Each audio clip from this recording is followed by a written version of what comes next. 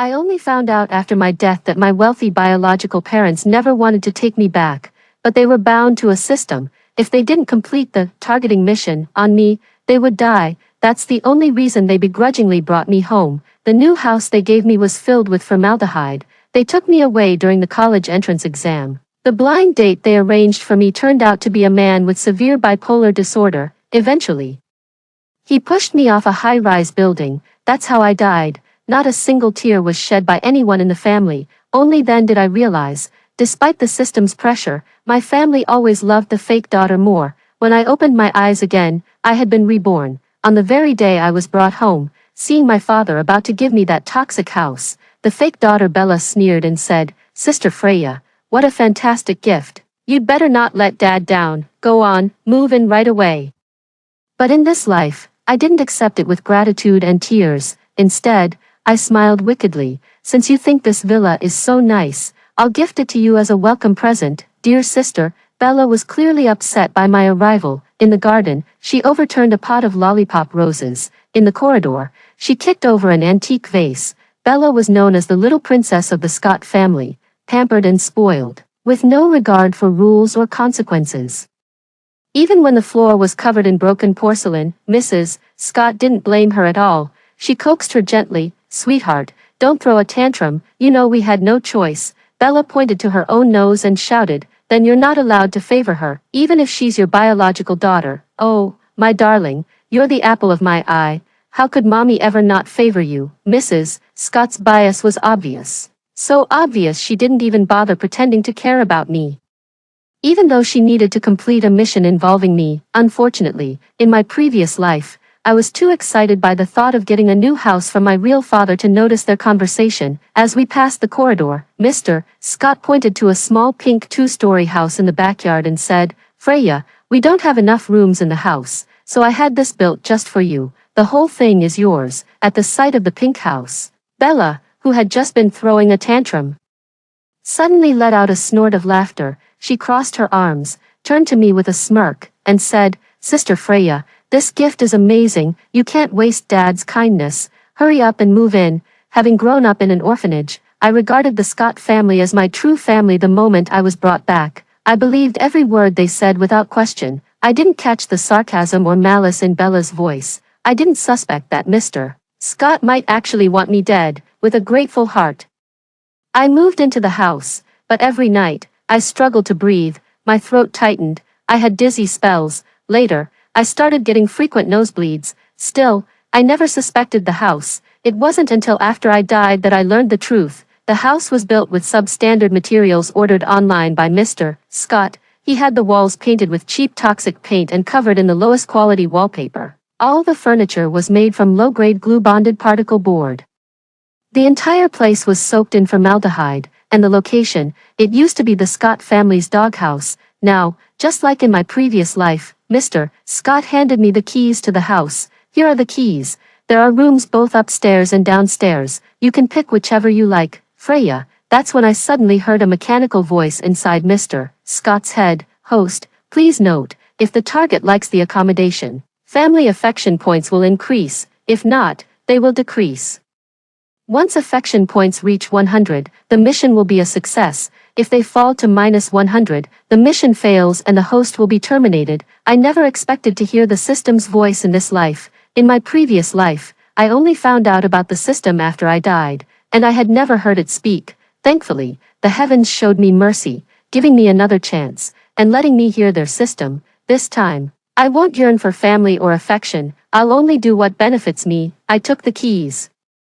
Mr. Scott's lips curled into a smug smile, as if he'd already expected me to accept them. Bella laughed even more gleefully, but the next second, her smile froze on her face, because I handed the keys to her instead. "Since you like this house so much, Bella, I'm giving it to you as a welcome gift." I even smiled sweetly and urged, "Go on now, move in quickly." Wasn't Bella his precious little princess? Let's see what Mr. Scott chooses, his own life or his darling daughter. The Scott family clearly hadn't expected this twist. Bella, Mr. Scott, and Mrs. Scott all stood frozen in shock.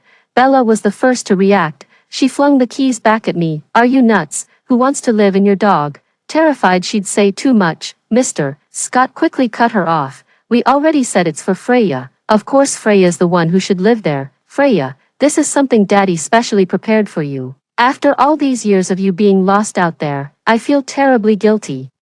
This is my way of making it up to you. Yeah, Freya, Mrs. Scott added. Bella already has her own room. I raised an eyebrow and smiled. Then how about we switch? Bella can have the new house, and I'll take her room. Just then, a young man stormed in from outside, pointing at me with fury. Who the hell do you think you are? You think you're worthy of taking my sister's room? That was Grant, my biological brother. He'd always treated Bella like a precious gem, and because Bella hated me. So did he, in my last life. After I moved in, he never once looked at me kindly. He scolded or insulted me constantly. If you don't like it, then get out of our house right now, he growled, reaching out to shove me, but before his hand could touch me, Mr. Scott blocked him, because the system in his head was already counting down. Host alert, the target is dissatisfied with the living arrangement. Affection points are rapidly falling, -5, -10, -15, Mr.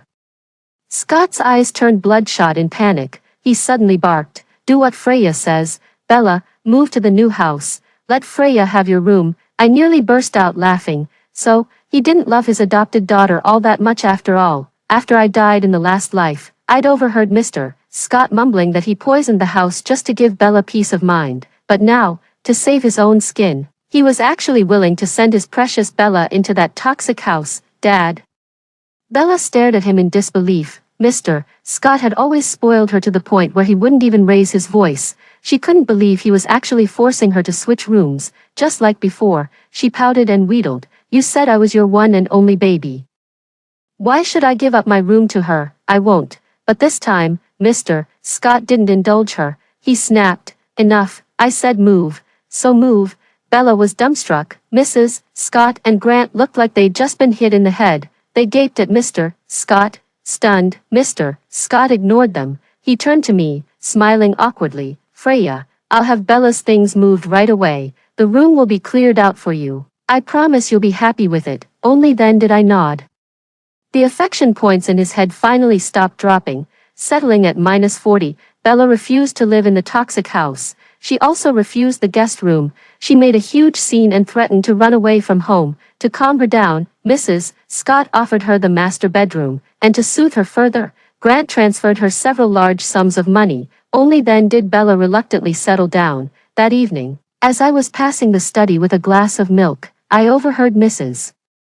Scott and Grant furiously confronting Mr. Scott. Mrs. Scott was fuming. And you still dare call yourself a daughter lover? This is how you treat our girl. I finally see you for what you are, a liar. Mr. Scott tried to explain. You think I don't love Bella, but this is a mission from the system. If I don't let them switch rooms, the affection points keep dropping. I can't die over something this small, can I? Mrs. Scott was emotional. I told you from the start, ignore that stupid system.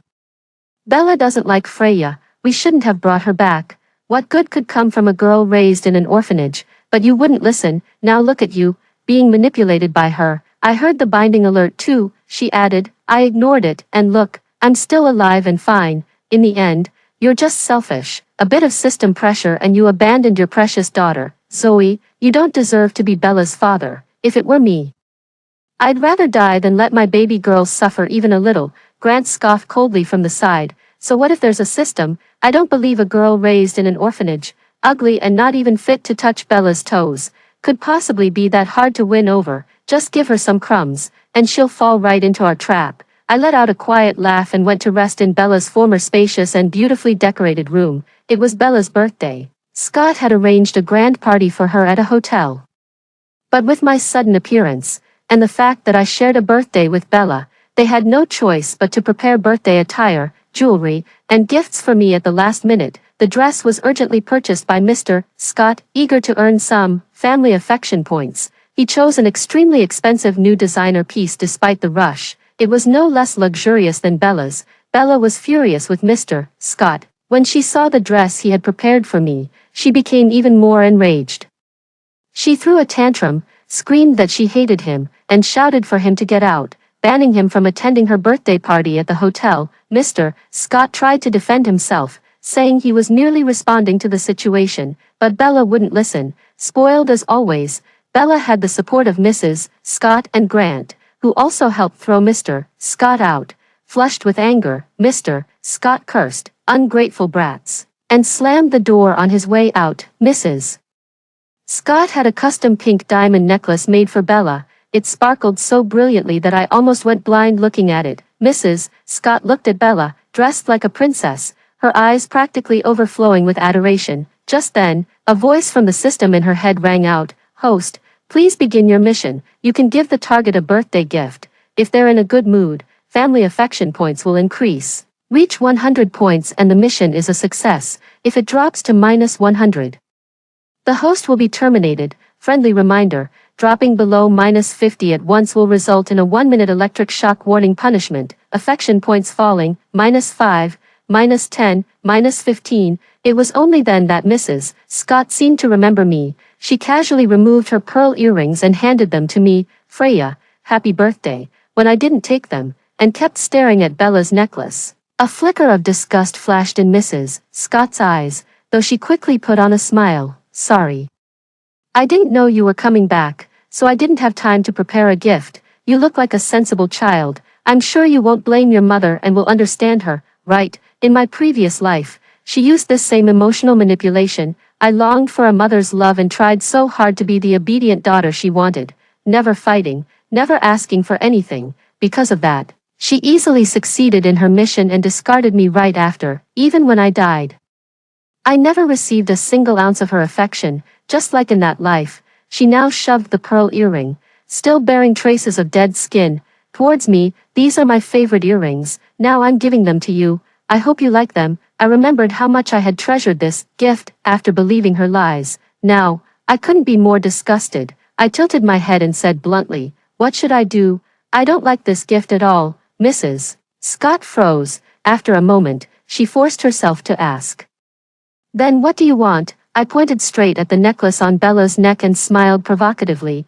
"I want that one. Go get it for me." Mrs. Scott instinctively screamed, "Absolutely not. Don't even think about it." Then the system's warning voice began to count down urgently. "Host alert. Affection points below -50. Electric shock punishment imminent. 5, 4, 3. Though Bella had always felt secure in Mrs. Scott's favoritism, after witnessing how Mr. Scott was treated, she couldn't help but whimper. "Mom, I'm not giving her my necklace. You're not going to force me like Dad did, right? If you do, I'd rather run away and never see you again." Mrs. Scott assured her, "Don't worry, sweetheart. I'd never make you give up anything." Satisfied, Bella proudly flipped me off. But before she could even finish the gesture, Mrs. Scott, now convulsing from the electric shock, suddenly rushed over and began yanking the necklace from Bella's neck. "I'm sorry, baby. Let her have it just this once. I'll get you a better one tomorrow. I promise." Bella was so stunned she forgot to react. I smirked coldly. So even the ever-doting Mrs. Scott could be forced to compromise. They never knew pain until the punishment landed on themselves. She once swore she'd rather die than let the adopted daughter suffer. But now, far from dying, she was already trying to force her beloved daughter to give in. Realizing what was happening, Bella resisted fiercely. She clutched the necklace and screamed, "I won't give it up. If you really want it that bad, then strangle me with it." Mrs. Scott's grip wavered, loosening, then tightening again. Her twisted face showed just how agonized she was. The necklace cut into Bella's neck, drawing blood. Seeing her baby injured made Mrs. Scott panic. At that moment, the electric shock ended. She quickly let go of the necklace and turned to me. "Freya, how about I custom make you a new one? I promise it'll be identical to Bella's." "Okay." Mrs. Scott was the greediest of them all in the Scott family. She wanted everything. She wanted to keep her image as the perfect mother who doted on her biological daughter, and she also wanted to succeed in her system mission. In my previous life, desperate for a mother's love, I was her obedient little puppet. She used her status as a mother to manipulate me and easily cleared the mission while keeping up her facade. But this time, I wasn't that desperate dog chasing love. The balance had shifted. She had to make a choice now, and once the punishment passed, she tried again to have it both ways. I raised an eyebrow and agreed lightly, "Sure, but no need to go through all that trouble. Just give me the cash equivalent, however much that necklace cost. Pay me that." Mrs. Scott visibly relaxed. Bella proudly lifted her chin and flipped me off again, thinking she had won. She thought that by clinging to Mrs. Scott's favoritism, she had everything under control, but the truth was, I never really wanted the necklace. I cared more about its value, so I once again helped Mrs. Scott maintain her precious balance, because this time, I didn't want love, I wanted money, cold, hard cash I could hold in my hands. After being resented by his adopted daughter and rejected by his wife and son, Mr. Scott gave up trying to explain himself. He focused solely on earning affection points from me. He showered me with clothes and jewelry, instructed the kitchen to cater every meal to my taste, assigned a personal car and driver to me, and constantly found excuses to transfer money to my bank account. Over and over again, every holiday, even obscure ones, he'd transfer money to me, calling it holiday allowance. Everything he gave me was the best and most expensive.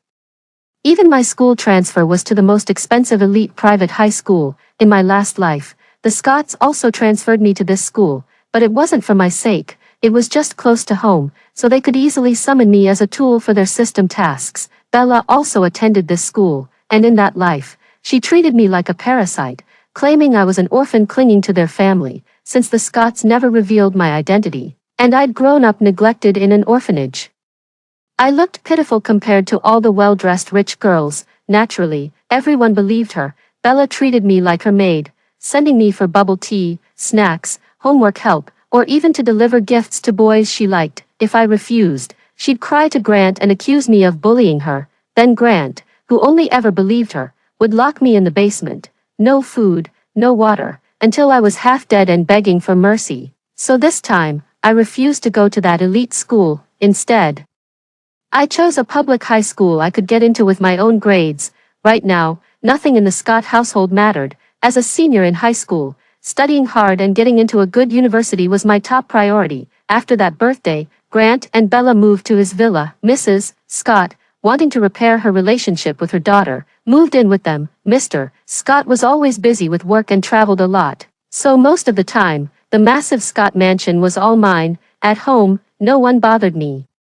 At school, there was no Bella bossing me around. I poured all my energy into studying. My grades kept improving. With better nutrition, my complexion grew fairer and my hair, once dry and yellow, became black and glossy. As I grew wealthier and more beautiful, I also became more confident and outgoing. Once the timid girl hiding in corners, now I blended easily in social circles and became popular at school, using the money Mr. Scott gave me, and my knowledge from my past life. I made 2 investments that were guaranteed to explode in value in the next few years. My bank balance kept growing. In my previous life, orphanage life had been so miserable that when I was taken in by the Scotts, I thought if I just tried hard enough, if I earned their approval and love, they would become my safe harbor. But after dying once, I finally realized the greatest storms in my life had come from these so-called family members. In this life, I broke free from the chains of family. I was no longer timid and self-deprecating. I loved myself, planned for myself, protected myself, and my world became sunny, vast, and wide open. Just when I was about to forget the Scotts entirely, Mrs. Scott suddenly reached out to me again. I was in the middle of class when my homeroom teacher called me out. It was Mrs. Scott. She'd called my teacher's phone, saying she had something urgent to discuss. In my previous life at a private school, students were allowed to carry phones. But at the public school I now attended, phones were banned, so Mrs. Scott had no choice but to contact my teacher directly. She spoke to me in her usual commanding tone. "Freya, come to XX Plaza right now." I replied, "I'm in class. Take a leave. I'll talk to your teacher. You just get over here." In my last life, Mr. Scott, Mrs. Scott, and Grant would all call me like this. Anytime, any place, one phone call, and I'd be expected to drop everything and come running. Having grown up starved for love, I didn't dare defy them. I always answered their summons without hesitation, and each time, panting and sweating from rushing over, they'd hand me some random trinket or a bit of food, tacking on a half-hearted line like, "We missed you," and I, foolishly touched and grateful, would gift them affection points one after another. Looking back now in this life, I realize, not one person in the Scott family ever truly cared about me. They never once saw me as family.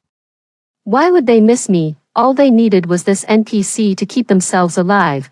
They even ruined my college entrance exam. Mrs. Scott faked an illness and stopped me at the gates to use me for her mission, to meet their goals. They had no problem destroying my future, so it was clear she had come again for her mission this time, and I wasn't having it. I coldly refused. I'm not taking leave. They were the ones who needed me. Yet she still acted superior. The me from this life wasn't going to crawl anymore, apparently not expecting my outright rejection. Mrs. Scott paused for a second, then launched into a lecture. China's education is outdated, you don't need to take it so seriously, we'll pay to send you abroad later. I really have something urgent. I'm hanging up. Wait, Freya, you know why I can't get close to you? It's because you're not clingy like Bella, you don't show love, don't care about others. And that's why I struggle to care about you. You need to understand. Studying isn't everything for girls. You need to be obedient and sweet. That's what makes people love you. Oh, then go find your lovable Bella. Don't come to me, you. I ended the call, then I powered off the phone, before the line cut. I heard the system warning Mrs. Scott again. Reminder, the mission has a 1-year limit. If it fails, the host will be terminated. So the mission had a time limit. No wonder she was panicking. I could guess. She wasn't the only one getting desperate. That day after school, the driver who usually came for me had called in sick. I glanced at the calendar and knew another strategist was about to make a move. I quietly sent a text, then chose to take a taxi home, not long after we set off. The driver suddenly locked the doors. His expression turned hostile as he reached for my school bag. After finding my phone and hurling it out the window, he finally restarted the engine. He didn't stop until we reached a remote alley. There, he threw me out of the car. I didn't resist. If he told me to get out, I got out. The driver sped away. Moments later, 5 boys with brightly dyed hair surrounded me. It was just like in my past life. Same kind of alley, same kind of thugs. They yanked my hair, slapped my face, backed me into a corner, and started kicking me. Then, just like last time, Grant showed up, like a hero descending from the sky. He saved me from the gang. He became my savior. I was deeply grateful. His affection points quickly surpassed 100. Later, he lied to me, saying the son of a major client had fallen for me. He begged me to help, just pretend to date the guy so he could secure a deal. He promised the act would end once the contract was signed. I had my doubts, but I couldn't bring myself to refuse the man who had saved my life, so I agreed. That date turned into my worst nightmare. Only after death did I learn, those gangsters who beat me were hired by Grant, the client's son, a violent bipolar patient Grant had deliberately chosen, because the Scott family had all completed their missions. They didn't need me anymore, and Bella couldn't tolerate another daughter in the house. She had to be the Scott family's one and only princess.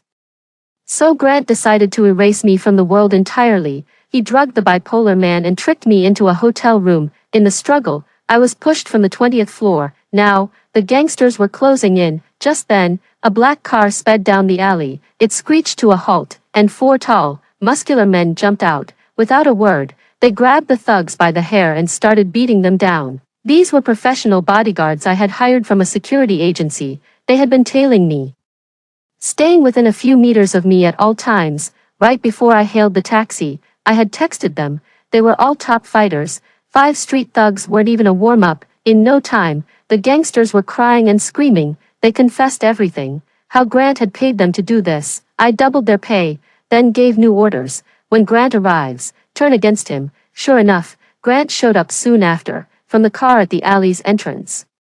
I watched with my bodyguards as the gang pinned Grant to a wall and beat him mercilessly. They had been furious after getting thrashed earlier by my guards, and now that I'd offered even more money, they held nothing back.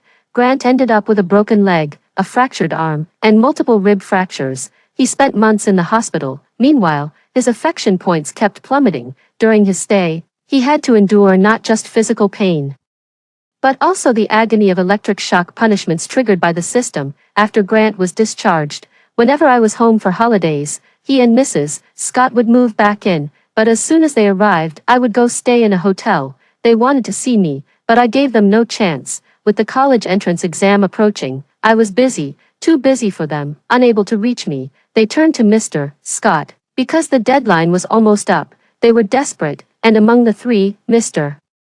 Scott had the highest affection score, already over 80. but Mrs. Scott and Grant were deep in the negatives. One wrong move, and their scores would drop past -50, triggering another electric punishment. After being shocked so many times, they had been thoroughly broken. Neither of them had any temper left. After all, they were his son and his wife. Mr. Scott had always raised Grant as his heir. Naturally, he didn't want to see him destroyed over this, so Mr.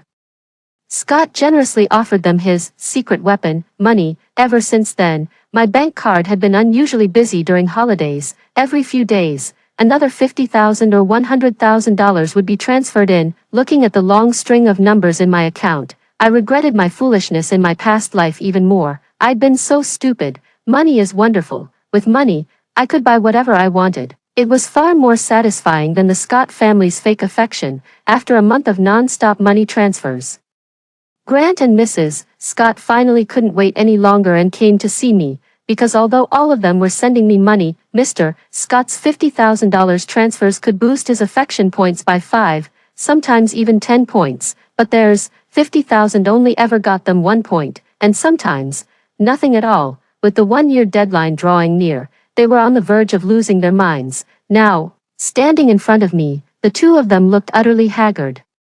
All the arrogance and self-righteousness they once displayed before me had vanished. For once, they humbled themselves in unison and said they wanted to invite me to dinner to discuss something important. With wealth now on my side, I wasn't difficult to talk to. I didn't make things hard. Sure, I said, but I'll decide the time. They both nodded eagerly. Of course, whatever you say, Freya, wait for my call. Then, all right. With the college entrance exam right around the corner, I wasn't going to let them distract me. This time, I had fully prepared. The exam went smoothly. That summer, I received the admission letter from my dream university. It had been the biggest dream of my student life, though it took 2 lifetimes to achieve it. I finally made it. The Scott family booked a luxurious private room on the observation floor of a high-end hotel and sent me the location. I arrived nearly an hour early. Just outside the door, I overheard their conversation with the system. Mr.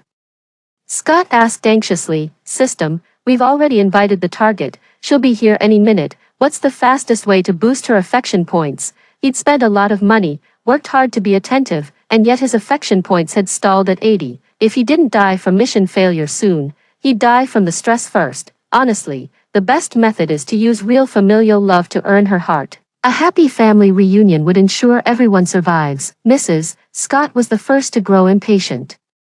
"How many times do I have to tell you, Bella doesn't like Freya?" Grant added. "You can't expect us to hurt Bella just for some girl we don't even care about." "I can't do it. How can you say you don't care about her? Freya is your biological daughter, your real sister. If it comes to choosing, shouldn't blood come first?" Mr. Scott snapped. "Why are you saying so much? Bella is the one we raised with great care. She's the perfect socialite, trained to shine in high society. She'll be valuable in marriage alliances, something a nobody from an orphanage can't compete with." "Got it." Mrs. Scott choked up. "Bella grew up with us. She trusts us. She loves us. We're the only real family she knows. Freya barely feels like a stranger to us. We just can't love her. This is fate." Grant couldn't hold back and cursed. "Damn machine, what do you know?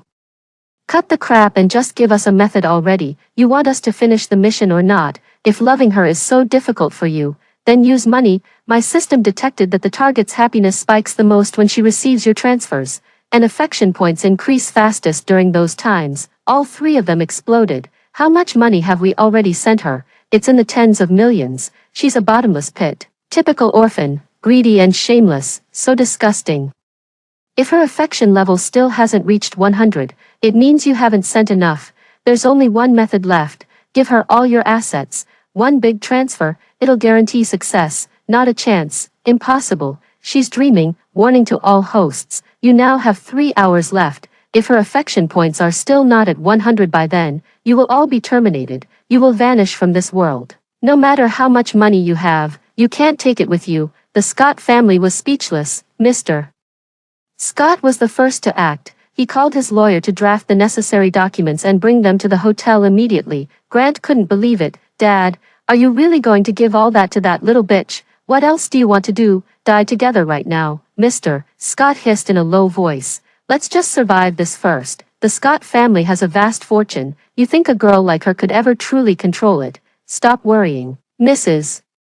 Scott finally came to her senses too and agreed quickly, your dad's right, we're running out of time. With that, all three of them reached an agreement, watching them scramble like ants. I didn't rush to enter, I waited in an empty private room next door until the appointed time before heading over. Mrs. Scott greeted me with unprecedented warmth, looping her arm through mine and beaming, sweetheart, you worked so hard for your exams. To celebrate your college admission, your dad, your brother, and I all prepared gifts for you. Come and take a look. She handed me a thick stack of documents. Freya, these are all of Mom's assets. Company shares, properties, gold bars, savings. It's all here. It's been notarized. If anything happens to me, everything will be yours. Mr. Scott repeated the same lines, handing me a document pile even thicker than Mrs. Scott's. Grant also presented all his assets. They solemnly declared that if anything happened to them, everything from the Scott family would belong to me. The lawyer presented all three wills for my review. Just as they were about to sign, the door burst open. It was Bella, and behind her, a man. The moment I saw him, a chill ran down my spine. It was the same man Grant had introduced to me as a blind date in my previous life. The one with violent bipolar disorder. Everything clicked. So it was Bella who had helped Grant find that lunatic. It wasn't just Grant who wanted me dead. It was Bella too. While I was still in shock, the man had already lunged at me and wrapped his hands around my throat. Bella pointed and commanded, Bob, throw her out the window. I'll send you abroad. You'll never have to go back to the asylum again. The man dragged me toward the window, hands tightening around my neck. Bella, what are you doing? Sweetheart, tell him to stop. Sis, Freya can't die. The Scott family, frozen in horror, finally snapped out of it. The three of them rushed toward me in panic. Bella raised her voice sharply, stay back, or I'll have him strangle her right now. All three froze, not daring to move. Bella, why? She ignored them and walked to the table, picked up the wills, and chuckled coldly. You made me do this. Do you know why I always insisted on being the only daughter of the Scott family? Because I want everything the Scotts own. Grant always listens to me, he won't fight me for it. But Freya doesn't obey. As long as she's around, she'll take what's mine. How could I tolerate that? And now, without even asking me, you're giving everything to her. And you ask me why I'm doing this. You've shown me no mercy. Don't blame me for returning the favor. I won't let her take a cent of what belongs to me. As the minutes ticked by, Mr. Scott roared in desperation. You don't understand. We had no choice. If you do this, we'll all die. Bella screamed back. You can't use my inheritance to save your lives. Didn't you always say you loved me? Then go die for me. Bella, your mom loves you so much. How could you throw her life away for money? Baby sis, you're lying. You wouldn't do this to your brother. You love me, don't you? You can't let me die. The three of them shouted in disbelief. Bella laughed. Love, are you kidding? If you lose your money, what use are you to me? She turned to the man and ordered coldly, hurry up and throw her out the window. The window creaked open. Suddenly, a dagger flew through the air and buried itself in the man's wrist. As he screamed in pain and loosened his grip, I broke free and ran. The dagger belonged to one of my bodyguards, who had been waiting in the room next door. I had instructed them to check on me every 5 minutes. Now, all four of them rushed in. I ordered them to detain both the man and Bella in the same hotel room where I'd been pushed off the roof in my last life. They were to cut off all outside communication, lock the room, and guard the door until further notice. Bella was not to escape. Countdown, 1 minute to mission deadline. Mr. Scott, Mrs. Scott, and Grant no longer had the time to grieve Bella's betrayal, nor could they care that she had been taken away by my people. One by one, they frantically rushed back to the table, grabbed the wills, and signed them at lightning speed. Then they placed them before me and desperately recited their declarations of affection like a script. Daughter, from now on, Daddy will love you and spoil you even more. Freya, I'm so sorry. I can't believe I once ignored you for that ungrateful wretch. Mommy won't do that ever again. From now on, I'll only love you, sis. You're my real sister, forever and always. But as they spoke, their voices grew fainter, their faces turned pale, and finally, they collapsed one by one. Time's up, mission failed, host terminated, time's up, mission failed, host terminated, time's up, mission failed, host terminated. When they died, their eyes were wide open in shock, filled with confusion, unwillingness, resentment. They didn't understand. They had done exactly what the system instructed, so why had they still failed? But I knew, after what I went through in my previous life. After seeing through their lies and manipulation, I no longer loved them, so no matter how much they gave me, they could never gain the affection points they needed. The final outcome, their deaths, was one they chose with their own hands. Like Mrs. Scott once said, everything is fate. If they had to blame someone, they could blame fate. Not long after, I heard news of Bella. Apparently, she had checked into a hotel with a man, unaware that he was a violent bipolar patient. A fight broke out in the room. The man pushed her off the 20th floor of the building. I became the sole legal heir of the Scott family. I now held billions in assets. One day, I heard a familiar electronic voice. Hello, real daughter. I'm the system that was previously bound to the Scott family. It told me it was born out of the many unjust stories in the world, of real daughters abandoned and unloved. From the moment I was created, I swore to be a good system, to make sure every real daughter who wasn't loved could finally receive love. But I failed in my first mission. I'm sorry. My heart warmed. It's not your fault. Human emotions can't be controlled. You've already helped me so much. Thank you, really. I'm so glad I could help you. But I've learned something from this experience too. If I can't help them get love, then I'll help them get lots and lots of money, because I've realized money seems to make you humans much happier than love. I'm off now. To complete my next mission. You be happy, too, okay? I smiled. I am happy, because I met you, the best system in the world. I hope all your future missions go smoothly and successfully, and I also hope that all the daughters still struggling in the darkness will one day meet such a kind system, find the light, and receive the happiness they truly deserve. I'm the best system in the whole wide world, haha, I'm the best system in the world. The system hummed a cheerful tune as it bounced away. I waved hard at the sky, watching the round, glowing white ball bounce farther and farther away, until it disappeared beyond the horizon. After hearing the first story above, what are your thoughts? Feel free to share your opinions in the comments section. Next, let's continue to see another similar story. I transmigrated into a dead girl novel, becoming the real daughter who was abused physically and emotionally, and who could only prove her worth by dying in the end. According to the plot, I was supposed to endure everything in silence, suffer countless injustices, and die a tragic death, but I have an innate antisocial personality. I don't like taking losses. Besides, who said the heroine is the only one who has to die in this kind of death girl story? When I entered this world, the heroine already had a knife to her throat. It was the engagement banquet of her ex-fiancé and her fake younger sister. She already didn't want to live. On top of that, her older brother had rushed over to scold her, with the blade at her neck. The mocking voices in front of her hadn't stopped. According to the plot, in 3 seconds, the heroine would stab the knife into her own throat. This act would shock her brother, Mason, who thought she was just pretending. From that point on, he'd be filled with regret and beg her not to die. But she'd refuse. In the end, he'd watch helplessly as she died, haunted by guilt for the rest of his life. But now, I glanced around. The heroine had apparently climbed all the way to the rooftop of a 24-story building, probably afraid she wouldn't die otherwise. I took a step closer to the edge of the rooftop. Sure enough, my brother's expression began to shift, but he was still trying to talk tough. You can't compare to Sarah in the slightest. Of course people like her more. But if you just change that temper of yours, maybe people would accept you.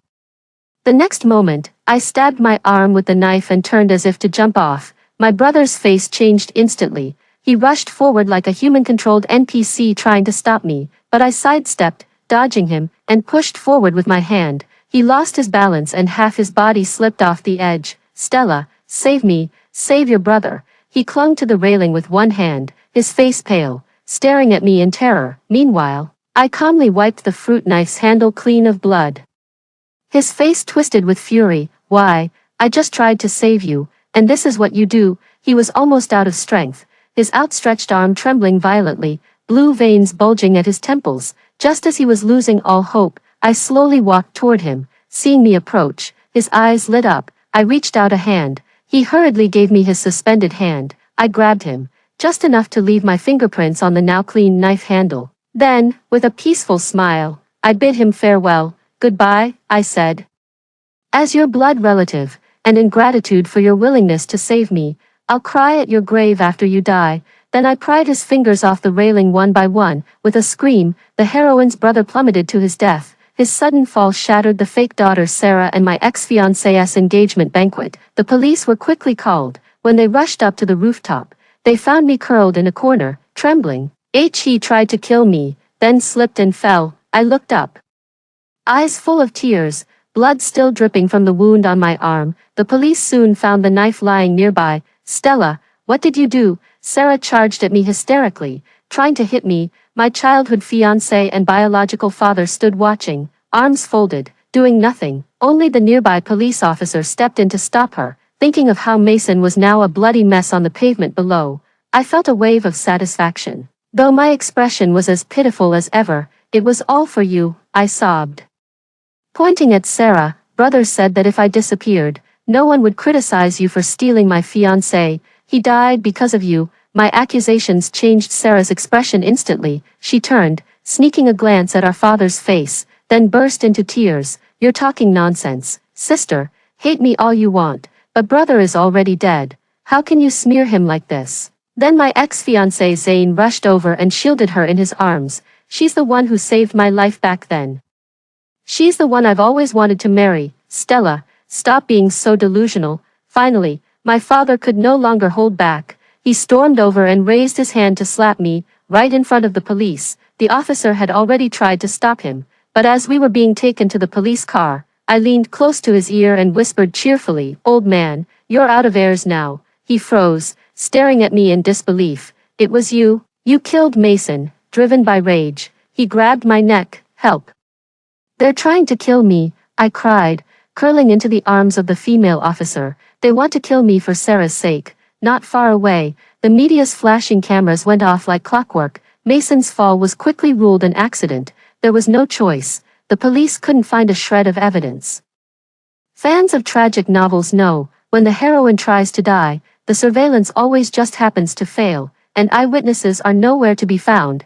Then her friends and family claim she's being dramatic, demand she be more understanding, and tell her to sacrifice herself. When even her death becomes an excuse for others to attack her, she finally gives up on life. It's a setup that's easy to exploit. Coming here felt like entering paradise. 3 days later, I was released from the police station. Online, the scandal had blown up. Everyone wanted in on the juicy secrets of this elite family, especially when the headlines were about a fake daughter pushing out the real one and a father killing his own child. The situation might have been salvageable in the first 24 hours, but unfortunately for the family, the old man suffered a heart attack after strangling me. He ended up hospitalized. By the time he was back to handle the damage, things had spiraled out of control. Scandals flooded the media, Martin family businesses took a nosedive, and stock prices plummeted. Sarah and Zane's wedding was indefinitely postponed. Despite their PR efforts, netizens dug up everything, including how Sarah had stolen her sister's engagement. Sarah was a top-tier celebrity, so despite the backlash, her fans still tried to defend her. An engagement isn't marriage. Zane just chose the person he truly loves. That's not cheating. Rich people are always like this.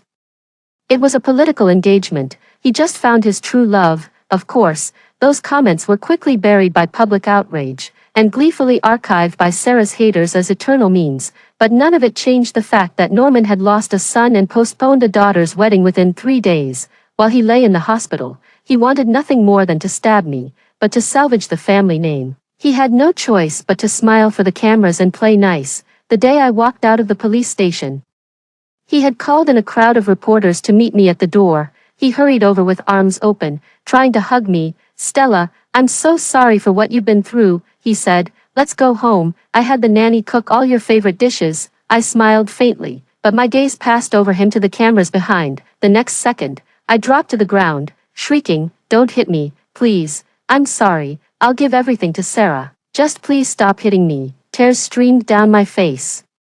Every word as clear as crystal, combined with my Oscar-worthy sobs and trembling. The reporters around us all glanced at one another, then the shudders erupted like gunfire. Norman's face turned darker by the second. He crouched down, gripping my arm like a vice, trying to pull me up, but I didn't budge. He feigned concern while whispering coldly in my ear, "What the hell do you want?" I raised my head and flashed a full-toothed smile. "Daddy, Sarah's at home." I'm afraid you'll try to kill me again for her. I'm scared. I'm not going back. His grip tightened. Norman took a deep breath, calming himself. Then, wearing a fatherly smile, he said, Sarah isn't a bad kid, you just misunderstand her. But if you really don't want to see her, I'll have her move out. She'll understand. He tried to steer the media into thinking I was being irrational. I simply smiled and said nothing. Sometimes, silence creates the most vivid speculation, and just like that, I returned to the Martin family. In the original story, after the real daughter was kicked out, she only returned as a black and white photo. To come back, she had begged every member of the family, even Sarah. Sarah had smiled sweetly and told her to come for dinner. The original believed her and left with tears of gratitude. That night, when she arrived, she found the entire family had gone to the movies to support Sarah's new film. She was mistaken for a thief by the new security guard and beaten before being thrown out. This family she had given her heart to, never opened its door to her while she was alive. But I was different. I was welcomed back. In fact, before I even set foot in the door, Sarah had already been kicked out in disgrace. It proves one thing. When it comes to heartless people, begging gets you nowhere. Only by seizing their interests can you take control. Even as I entered the house, the camera flashes outside never stopped. Norman, however, had dropped his act, having just lost a son and rushed straight from the hospital to manage the crisis. He was clearly exhausted. Tell me, what's your endgame? Norman looked at me, weary. Back in this house, the original me had always been invisible to Norman. He already had Mason, the perfect heir, and Sarah knew how to please them. Whether I stayed or was kicked out made no difference to him. He didn't care if I lived or died. In the original story, it wasn't until after I died and Sarah, the daughter they had cherished, stabbed him viciously in the back, that he finally began to remember the real daughter's kindness, especially in his bleak old age. When he stumbled upon her old diaries, he was consumed by guilt and longing. But now, his son was dead, and the daughter he liked had been cast out. He was forced to finally look me in the eye. I didn't waste words. Mason is dead. You're getting old.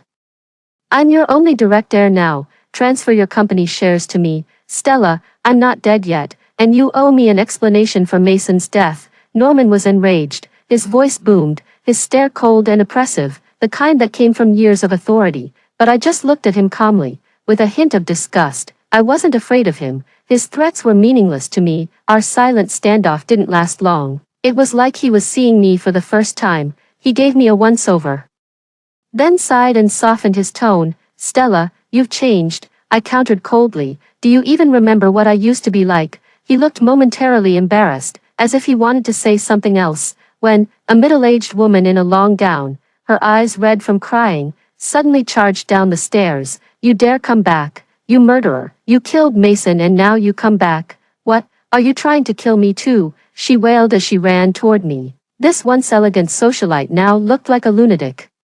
She tried to slap me, but before her hand could even rise, I slapped her across the face, hard. Look at yourself, screeching like a madwoman. What kind of mother are you supposed to be? I scolded coldly. She was stunned, hair matted to her swollen cheek, unable to respond. Before she could react, I slapped her again, twice. One blow turned her head, the next forced it back. Her eyes turned bloodshot as she held her face and stared at me in hatred. You bitch, you jinx, give me back my Mason. But I couldn't return him. Her beloved Mason had hit the ground too hard. There was nothing left to piece together. This woman, who loved her son more than life, had spoiled him into arrogance and stupidity. When he watched his sister suffer, he looked away and did nothing. In their eyes, sacrificing one person for the family's image was perfectly acceptable. As long as that person wasn't themselves, a few kind words here and there were the most they ever offered, and they'd pat themselves on the back for being so compassionate. Well, now their golden boy was dead, and the golden boy's mother had cracked. Her gaze was wild, as if she wanted to rip a chunk of flesh from my body. She had looked at the original me the same way, when I was first brought back to the Martin family. There are mothers in this world who are born to resent their daughters, even the ones they carried for 10 months. Now, I watched as she crept backward, her hand quietly grabbing a dinner knife from the table. She raised it high, aiming to stab me, but this time, the one who stopped her wasn't me, it was Norman, my biological father. He grabbed her wrist as she screamed and struggled violently. She lashed out at Norman. You coward, you gutless excuse for a father. Your son is dead and you won't even take revenge for him, the more she ranted. The darker Norman's face became, finally, he snapped and slapped her across the face. I told you before we even got home, Mason's death has nothing to do with Stella. What are you doing? Trying to create more scandals for the Martin family. His furious scolding seemed to bring her back to reality. She looked up and locked eyes with the man who had doted on her for half a lifetime. Norman looked regretful and tried to console her, but she suddenly screamed, shoved him away, and fled upstairs in a frenzy. The housemaid quickly chased after her. Norman turned back to me, exhausted. He no longer had the energy to argue. He got straight to the point. Stella, what do you want? I've already told you. I want everything the Martin family owns. I smiled and walked past him, taking a seat at the dining table and casually started eating. In the reflection of the gleaming dinner knife, I could see Norman's darkened eyes, and the murderous intent he didn't even try to hide. Sometimes, making someone disappear is quite easy. The only question is what sacrifice you're willing to make, and that depends on how difficult your opponent is. By the third week back at the Martin estate, Mason's mother had lost her mind completely. She often screamed Mason's name around the house, laughing and talking to thin air. Sarah, on the other hand, was desperate to move back in. Her being kicked out had all but confirmed the previous scandal, no matter how many PR agents Zane hired. Nothing could stop her from becoming a public disgrace. As for my negotiations with Norman, there was none. He wanted me to consider the Martin family's image, publicly clear the air, and take all the blame upon myself. I wanted him to die, preferably with his wife and adopted daughter too, because I didn't want to share a cent of the inheritance. We had no common ground, so, like always, he went to work that day. Still hadn't made plans to bring me into the company. Before leaving, he solemnly told his wife to take good care of me, then instructed the housekeepers to watch me. As soon as he left, the maids locked all the doors and drew all the curtains. Mason's mother was smiling too sweetly. It was unsettling. No madness, no screams. She simply called me to lunch in a soft, gentle tone, but the madness in her eyes was just buried deeper. She approached and linked arms with me affectionately, then glanced at my phone screen and asked casually, Stella, who are you chatting with? Reporters, I replied. Actually, I revised, more accurately, the #1 gossip reporter in the industry. Our family's been making headlines lately. He reached out, said he'd report me missing if I didn't confirm a specific code phrase every 3 hours. I smiled and waved the phone at her. He knows a lot of secrets, might even have one or two you'd like to hear. She merely smiled back, unfazed. She led me to the dining room, saying she had prepared a feast just for me. Sarah was there too, already seated, calm and poised. I already knew, from the hidden cameras I installed last night, that the glass of red wine in front of me had been tampered with, and there was a faint smell of diesel in the air, not to mention the fearful expressions the maids wore when they left. I felt a secret thrill. The Martin family had finally run out of patience, and this time, a lot of people wanted me gone. Sarah, seated beside Mason's mother, knew exactly what was coming. She didn't bother hiding the malice in her eyes. She gave me a taunting smile, then wrapped her arm around Mason's mother affectionately, as if waiting for me to break down again, but I just lowered my eyes to my phone screen. Messages from my most recent contact were still popping up. Are you sure about this? No one in the Martin family is safe. If you stay, it might cost you your life, of course. If you choose to stay, I've got buyers offering big money for exclusive dirt on Sarah. Whatever you need, I've got the material. Just say the word. I glanced at my phone, smiled, and turned off the screen. Then, I stood up, picked up the glass of wine, and dumped it all over Sarah. As she screamed, I flipped the table over, then grabbed her collar and slapped her across the face. Before either of them could react, I grabbed Sarah's perfect hair and slammed her head into the cold wall, once, twice, until blood streamed from her forehead, soaking her face. Mason's mother shrieked and lunged at me. The next second, I pressed a sharp steak knife to Sarah's throat. A thin line of blood instantly welled up on her pale, delicate skin. Let me know when you're ready for the next part. Tell me what your plan was for today, I said with a smile to the trembling Sarah. Across from me, Mason's mother hesitated at the sight of Sarah in danger. She instinctively turned to shout for the villa's servants, but the servants had long since vanished. After the doors and windows were sealed shut, they had quietly withdrawn. This villa had become a sealed cage, and in the hostess's pocket was the only key to the outside world. I was in an excellent mood, the tip of my knife slowly traced upward, grazing Sarah's beautiful cheek. My patience is limited, don't make me wait too long, I whispered, leaning close to her ear. If we drag this out, and the fire starts, no one's getting out alive. Sarah's body trembled violently. Her eyes widened in terror, but blood blurred her vision. Still dizzy, she tried to smile at me ingratiatingly, relying on instinct. She looked so ridiculous I couldn't help but whistle. If you want to stage an accident, I said, you need to control the timing. You lot are way too cautious with your murder plots, so I helped you by moving the explosion up 30 minutes. Sarah jolted, her legs barely able to hold her. Her voice was shaky and incoherent. It was Mom. Mom called me here. She said today was the day for revenge. She told me to come witness you get what you deserve. I glanced at the surveillance camera still whirring above us.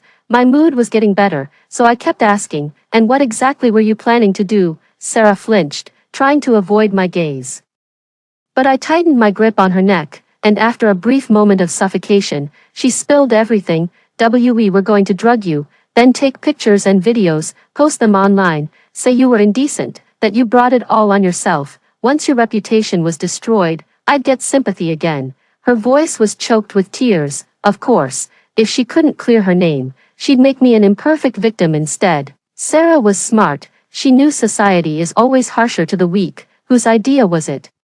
I asked next. It was Imo. She tried to lie, but the knife pressed into her skin. A bright drop of blood slid down her cheek. Sarah snapped and screamed. It was me. It was all me. Everything you went through after you returned home. I planned it all. I was wrong. Stella, please let me go.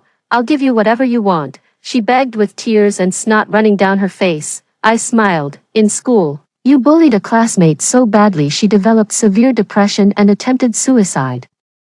After entering the entertainment industry, you drugged your rival actress and lured her to a famous director's bed, then exposed her and took her place. Did they beg you for mercy too? Sarah froze. Tears washed away the dried blood on her cheeks, carving two grotesque channels. How do you know that? She whispered. Stunned, I didn't answer. I just smiled again. When they begged you, I said, you told them people are born unequal. That trash like them existed to make you feel better. You showed them no mercy, so now, I won't show you any either. Realizing what was coming, Sarah thrashed wildly, screaming for Mason's mother to save her. Her shrill voice irritated me. I grabbed her hair and smashed her head against the wall. Hard, the world fell silent. Sarah passed out cold. Finally, I had time to look at the woman standing across from me, the woman the original me once called Mother, a title she never once earned. Your son ruined his own sister to protect this kind of person. I said, and he died for it, and even now, you're still protecting her. As if she had expected this question, Mason's mother sneered. Her eyes brimmed with twisted hatred. So what? She spat. As long as Sarah was someone Mason wanted to protect, I'll always keep her safe. She added, you're nothing but a filthy girl from the slums. You could never understand the bond between me and my son. If it was his wish, I would do anything to make it come true. Her self-righteousness was almost funny. I thought of how she used to chase after Mason, doting on him constantly, only for him to respond with cold indifference. I laughed, unable to hide the venom in my tone. You sure loved your son, I said. Too bad, he only cared about Sarah. He mentioned her to me 100 times and never once said your name. Her smile froze. From the day I returned home, I continued, Mason told me Sarah was the most important person to him. He told me not to bully her. He said it over and over. But he never mentioned you. Look at yourself. You were nothing more than Sarah's servant. The words hit her hard. She opened her mouth, ready to retort, but I interrupted. If you were truly one of the people Mason cared about, why did he ask you to protect Sarah, and not the other way around? I leaned close, grinning as her expression twisted into something feral. Looks like the crown prince chose his woman over his mom. The next moment, Mason's mother screamed and clutched her ears.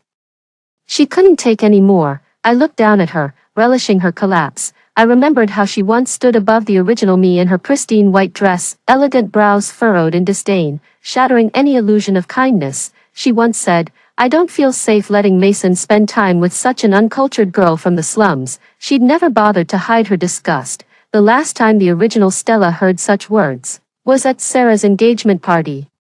When Mason's mother told her best friend over the phone that girl is a jinx, we abandoned her once. How could she come crawling back? That's when Stella finally understood. She was hated not because of who she was, but because, when she was born, her husband and son went to see her first, instead of comforting their wife and mother, who had nearly died in childbirth. Such an absurd reason, and yet it had ruined an entire life. Still, people kept telling her, your parents love you.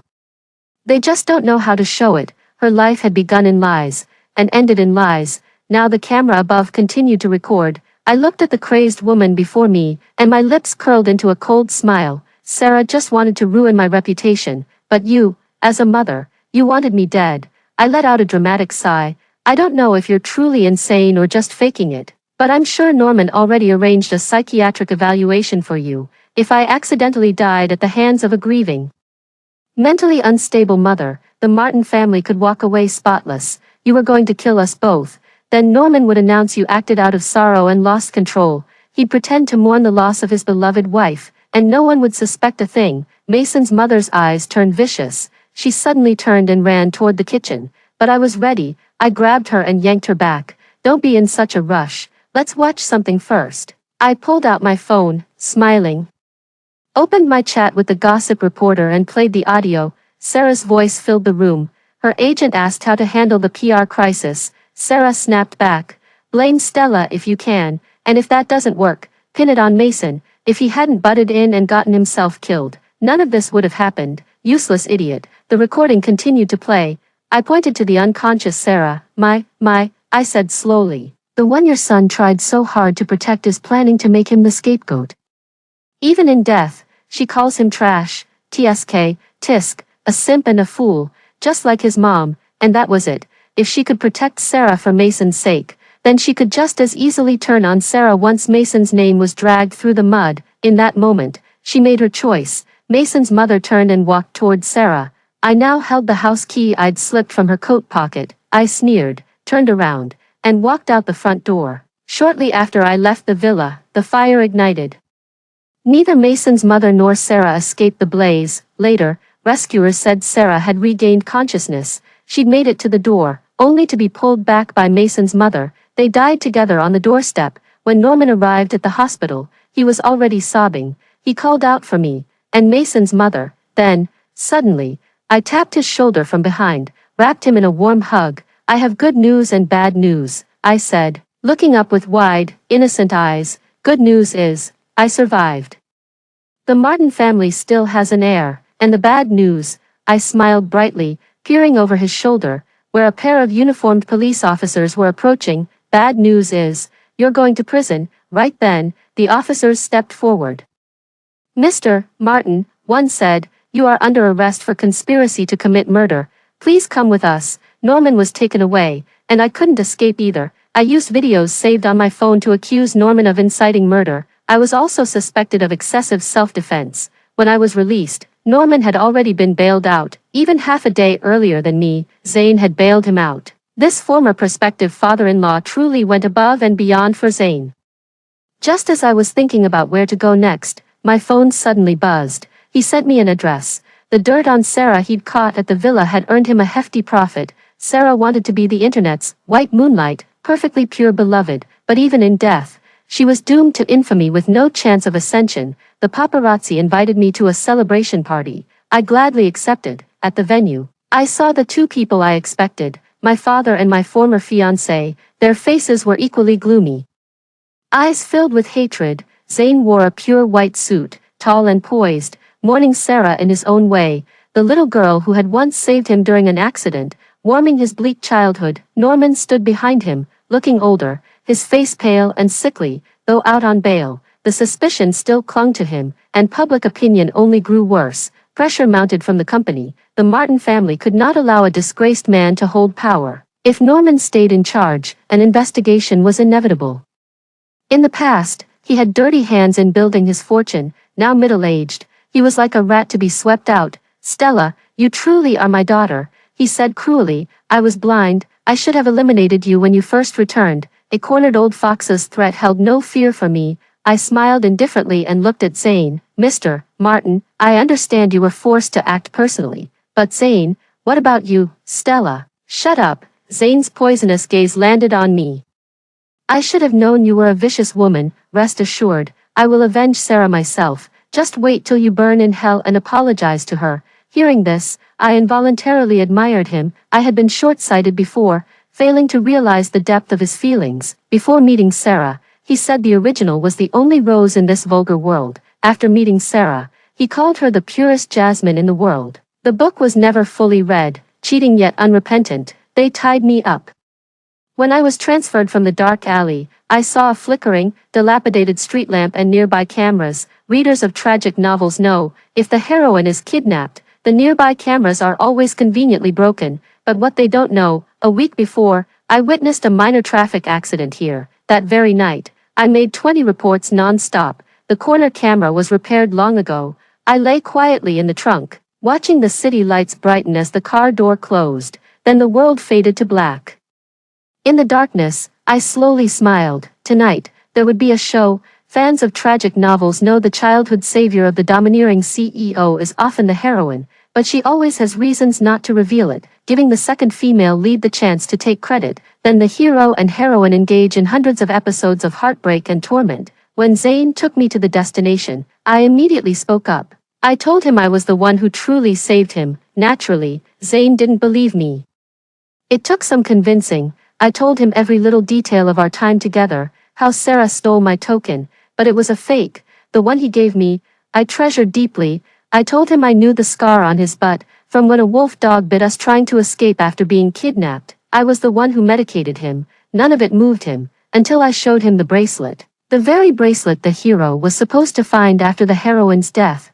Crying through the night, Zane trembled violently. In these novels, CEOs always have a fetish for tokens. The real love is in the engagement gifts they give the heroine. Meanwhile, Norman kept pressuring Zane to kill me. Zane, kill her, avenge Mason and Sarah, kill her fast, she's a curse, she'll destroy us all. His tone grew more frenzied, the calm rational businessman gone. So I did my best to cry innocent tears and bid Zane farewell. He won't spare me, I said. He helped Sarah steal my things, now Sarah's dead. He'll want my life. My well-timed lies shocked Norman like I was once shocked by Sarah's accusations. What followed was uncontrollable rage, but it was useless. No one believed him. People's hearts are biased. Before, they favored Sarah, now Zane favored me. His gaze toward Norman turned hostile. I cried on cue, you should go, Zane. He's still my father. If he wants to kill me for his adopted daughter, I won't regret it, but next life. I don't want to meet any of you again. A timely excuse, a show of weakness. And a hint of temptation and deceit, like suggesting that without Norman, I would have stayed with Zane forever, even if it meant being his caged canary, like screaming for help when a furious Norman lunged at me, then kicking a dagger near Zane's feet. At last, Zane picked up the dagger and stabbed Norman's back, once, twice, thrice, until Norman breathed his last. Then I whispered with a smile in Zane's ear, I lied just now. Maybe Sarah was really your savior, but it doesn't matter.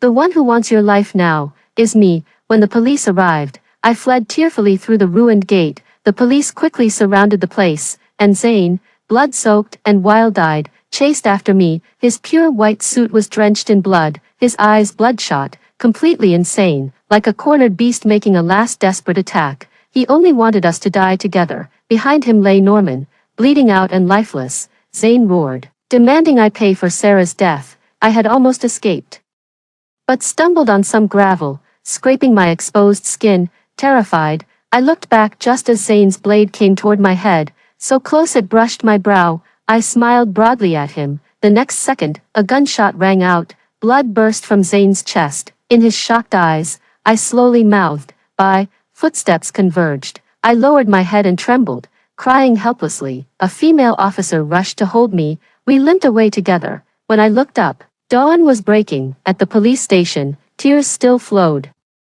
The gentle officer who comforted me was replaced. The newcomer stared sharply, her eyes like a hawk's. She said, after police investigation, the fatal wounds on Norman's body were caused by Zane. But, Miss Martin, we detected residual psychiatric drugs in Norman's system. These drugs, if taken in excess over time, cause insomnia, hallucinations, mental blockages, agitation, irritability, and extreme behavior. they may have contributed to Norman's decision to kidnap you, as far as we know.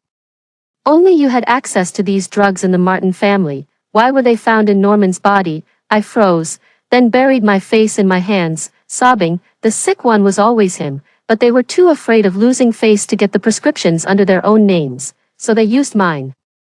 Then realization hit. I wept harder. He must have lost his mother, brother, and sister all at once. He needed such strong drugs, so it was all because of the medication. I forgive him now. I wasn't worried about her checking. Over the years, Sarah and Mason's mother had gotten many prescriptions in my name, though their true intent was to drive me, a normal person, insane with medication. Now that they were both dead, no one could refute me. In the end, all their absurd deeds would only prove my innocence today. When I left the police station, the sun was shining. The female officer who interrogated me stood by the door, watching me intently. I knew she wouldn't give up easily, but that was fine. All I ever did in this game was fight back. I was never the one to release malice first. Human hearts are like lamps fueled by dirty swamp gas. I was just the spark that set it all ablaze, and that made me helpless. 3 months later, I officially took over the Martin family business. While sitting in the CEO's office handling messages, a notification popped up on my phone, news that the top paparazzo had sneaked into the Villa district to secretly film a celebrity's private life, but accidentally fell to his death. At that moment, the long-delayed system finally appeared in my mind. Congratulations, host. You have successfully bound to the dead literature system. Before it could finish, a sharp electronic voice distorted in my head. How come all the main characters are dead? Yes, they're all dead. That's why I have forgiven them and am willing to bear the consequences, I said in a solemn tone, flipping through the quarterly financial report in my hands, trying to capture the feeling of the CEO in dead literature, that profound regret and loneliness after losing true love. I smiled broadly at my reflection in the floor-to-ceiling window, losing one's dearest and most beloved, holding great wealth, living a lifetime steeped in the severe consequences of regret. After hearing the 2 stories above, what are your thoughts? Feel free to share your opinions in the comments section. Looking forward to hearing from you. If you liked this story, don't forget to like it, share it, and subscribe to my channel. See you next time.